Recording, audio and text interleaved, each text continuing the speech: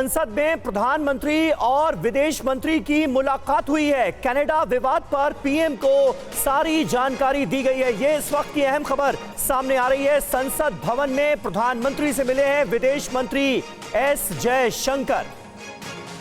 तो भारत और कनाडा के बीच जो विवाद बढ़ता जा रहा है उसको लेकर सारी अपडेट्स दी गई हैं प्रधानमंत्री नरेंद्र मोदी को।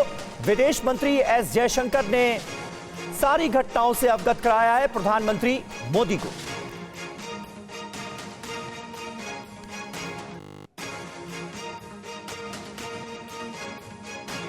तो देखिए इस अहम मुलाकात में क्या हुआ है इसकी पूरी डिटेल हम आपको देंगे। जिस तरह से खालिस्तानी आतंकी 10 लाख का जो मोस्ट वांटेड आतंकी था उसकी हत्या होती है और फिर कनाडा की सरकार की तरफ से, कनाडा के पीएम जस्टिन ट्रूडो की तरफ से यह आरोप लगाया जाता है कि भारतीय एजेंट इसमें शामिल हो सकते हैं, जिसका खंडन किया गया भारत के विदेश मंत्रालय की तरफ से और इसे सरासर झूठ बताया गया। उसके बाद कनाडा ने एक भारतीय डिप्लोमेट को निष्कासित किया, जिसके जवाब में भारत में जो कनाडा के डिप्लोमेट हैं उनको एक्सपेल कर दिया गया और कहा गया कि 5 दिन के अंदर अंदर आप देश छोड़ दें। तो तनाव बढ़ता हुआ नजर आ रहा है आतंकी निज्जर के मुद्दे पर और अब तमाम घटनाओं से अवगत कराया गया है प्रधानमंत्री नरेंद्र मोदी को। जी हां, भारत के कड़े तेवर के बाद अब नरम पड़ गए हैं जस्टिन ट्रूडो कनाडा के पीएम और कहा जा रहा है कि अब भारत के बारे में बयान ये दिया गया है कि भारत को उकसाने की कोशिश नहीं थी बल्कि इस पूरे मामले को गंभीरता से लिया जाना चाहिए।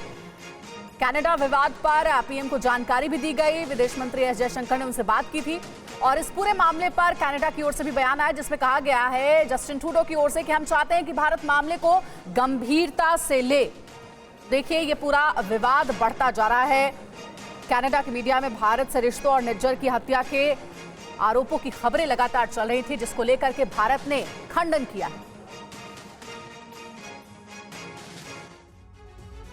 भारत में कनाडा के उच्चायुक्त को 5 दिन के अंदर देश छोड़ने का फरमान सुनाए जाने के बाद कनाडा के पीएम जस्टिन ट्रूडो के तेवर में नरमी नजर आ रही है। अब ट्रूडो ने कहा है कि हम भारत सरकार के साथ काम करना चाहते हैं, हम इस मामले को भड़काने या बढ़ाने की कोशिश नहीं कर रहे। As I've said, India, the government of India needs to take this matter with the utmost seriousness.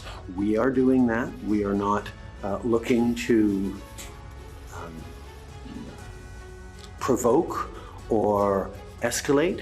We are simply laying out the facts as we understand them, and we want to work with the government of India to lay everything clear and to ensure that there is proper. इस मामले में Australia के विदेश मंत्री पेनी Wong ने भी चिंता जताई है और कहा कि वो हालात पर नजर बनाए हुए हैं। आपको बता दें कि कनाडा की सरकार ने खालिस्तानी समर्थक हरदीप निज्जर की हत्या के लिए भारत को जिम्मेदार बताया था, जिसके बाद दिल्ली में कनाडा के उच्चायुक्त को निष्कासित कर दिया था।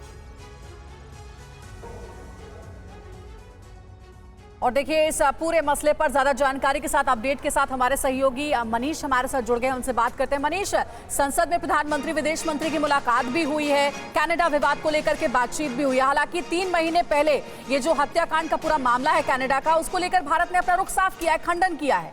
अब क्या अपडेट है इस पूरे मामले को लेकर? जी हाँ, बिल्कुल। देखिए संसद से शुरुआत करें तो विदेश मंत्री डॉक्टर एस जयशंकर ने प्रधानमंत्री नरेंद्र मोदी से मुलाकात की है, उनको ब्रीफ किया है।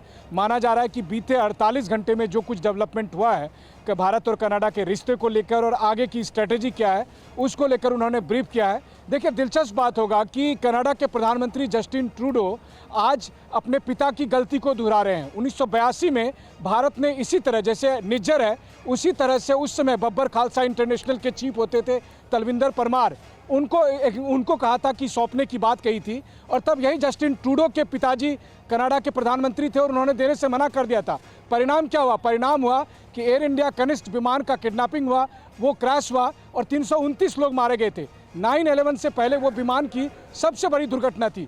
इस वक्त जस्टिन ट्रूडो वही करने जा रहे हैं, एक बार फिर से खालिस्तानियों को प्रमोट करके उन्हें प्रोत्साहन देकर, और यही वजह है कि आज कनाडा का साथ कोई देने को तैयार नहीं है। अमेरिका, ठीक है मनीष, आगे भी नजर आप बनाए रखिएगा।